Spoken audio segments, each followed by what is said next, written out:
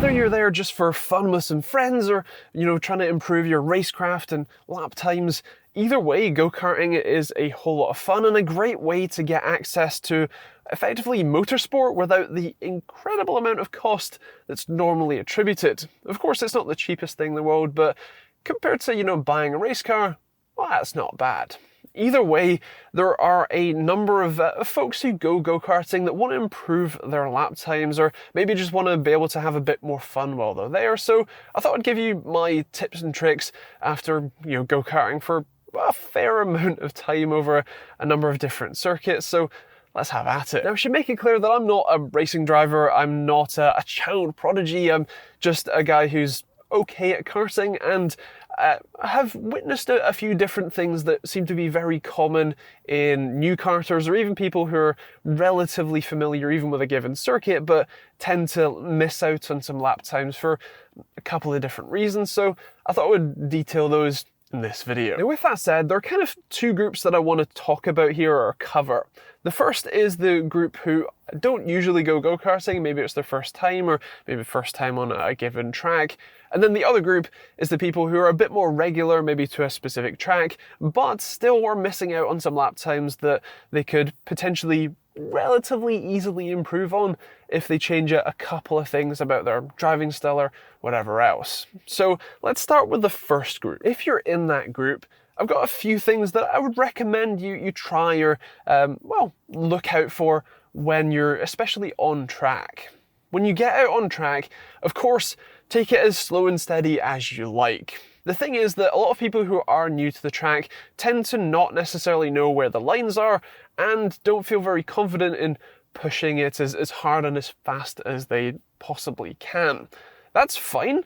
The only thing is that often, especially on those arrive and drive sessions that most people tend to go to, there will likely be people who are faster on track than you are. And so you need to do a couple of things. First, I highly recommend that, especially when you're coming up to different corners, check your blind spots to make sure that there aren't any faster karters who are trying to overtake you in them. That actually happened to me, a person who was considerably slower than I was, didn't check their blind spots, and ended up effectively pitting themselves into a wall, and then we had to stop the session so that they could, turn around again. Of course, that can be avoided if you check your blind spots, and let's face it, just keep an eye out. I should also mention that especially on those arrive and drive sessions, it's not a race. If you get overtaken, that doesn't mean anything, and if you get lapped, that doesn't either. If you let people by or if you race them hard, again, it doesn't really matter. The only score that you get at the end is your best lap time, and so essentially, as long as you and everyone else is having fun, it's all good. But if you're deliberately holding up other drivers or if you're trying to race people and stop them from getting by, well, it's not the, let's say, kindest thing you can do. It's more than fine to slow down or pull to one side so that you can let faster drivers by. And there's a nice bonus if you do. You can follow those faster drivers along, check out the lines, check out their speed into corners, and get faster yourself. You can help if you're following someone who is faster than you, especially if they're not from your group of friends. If you follow along, odds are you're going to be close to as fast as them, or at least gain some time through some corners that you would have otherwise gone a lot slower through, and then you get to school your mates because you kind of had a bit of an advantage. Of course, the objective of karting, especially on those arrive and drive sessions, is to just have fun, and so as long as you and everyone else that's on track still are having fun, then it's all good. Now, if you're in the latter category I was talking about, someone who's maybe a bit more regular but are looking to improve their lap times, well, I've got a few tips for you. The first one might seem obvious, but a lot of people I know, including myself up to more recently than I'd like to admit, tend to have a habit of more drifting the karts around corners rather than driving them, if that makes sense. The thing about those karts is that they have very little power compared to a standard road car, for example, and so having the rear tires grip the floor and be actively pushing you along at all times is really important to help you actually power through corners and, accelerate. If the rear wheels are slipping, those are the driven wheels, and if they are slipping, you're not being pushed forward effectively.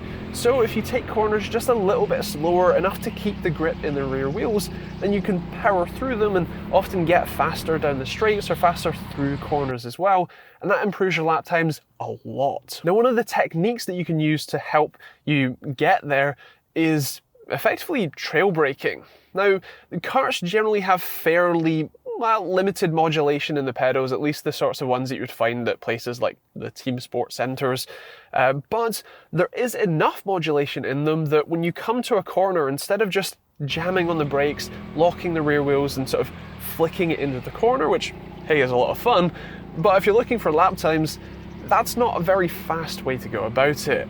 What you want to do is effectively heavily brake to start with and then ease it out as you slow down and ease in the throttle, maybe about halfway, to balance the cart through the corner, and then you can full throttle to power your way out. An example of this is I was following my friend Dan in a session I recorded with my GoPro, and we're a couple of kart lengths away from each other. He's in front of me, and I trail brake round the sort of hairpin at the top of the sensor, or the top of the track, and we go from being 3 or 4 kart lengths away to, after the corner, I'm pretty much right on his rear bumper.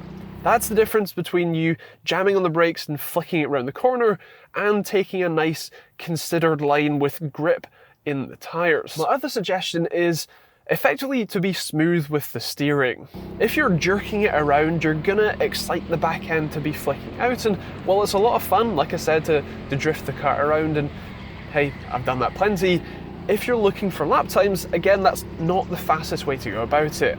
Be smooth with the steering, take as little input as you need to, and try to correct it as little as you, can effectively, so that you basically let the kart run wide, you let the car run as wide as it can before you hit the barriers, let the kart straighten itself out rather than you jerking it straight, and when you go to do a turn, you ease it in rather than snap it into the corner. Essentially what I'm saying here is you should be smooth with your steering, smooth with your application of brakes, and application of your throttle. The throttle one isn't quite as important, as generally speaking the difference between half and full throttle in those karts isn't all that much, but being able or being conscious enough to put in half throttle instead of full to go through a corner can be the difference between you being able to accelerate slightly through a corner and then accelerate hard out of it, rather than having the wheels spin almost immediately and you have to catch a bit of a slide and then you can carry on,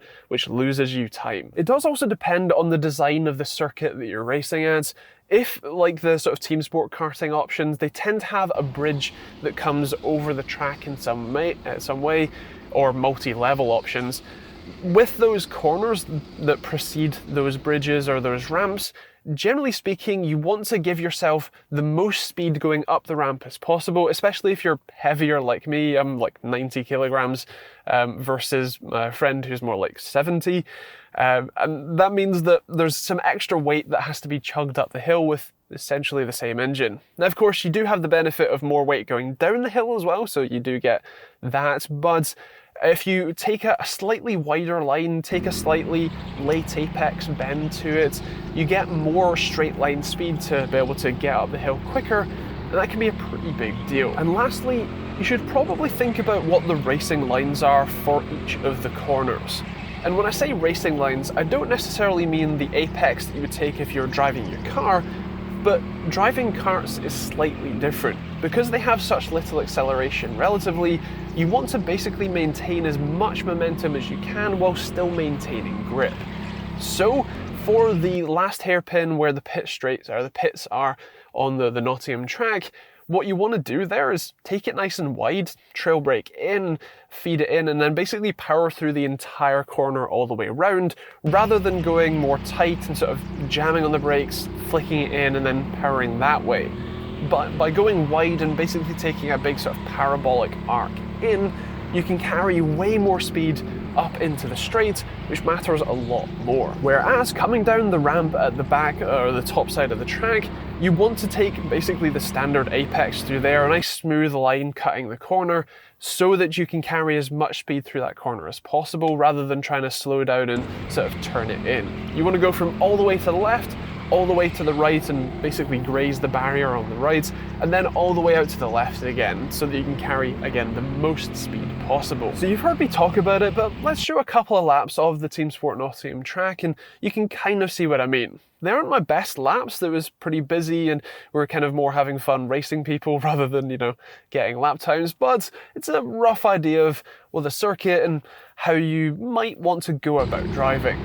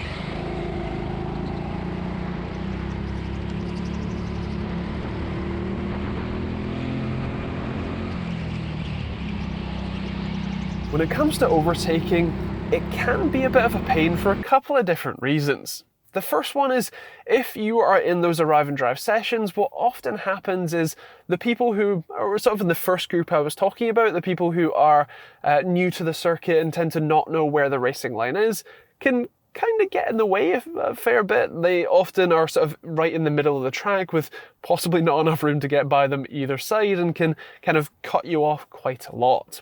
The solution for that is relatively simple. Drop back a tiny bit so that you can take a couple of corners with good racing lines and carry a lot more speed than they will, and basically either overtake them in the straights or maybe even have enough speed to sort of dive down the inside.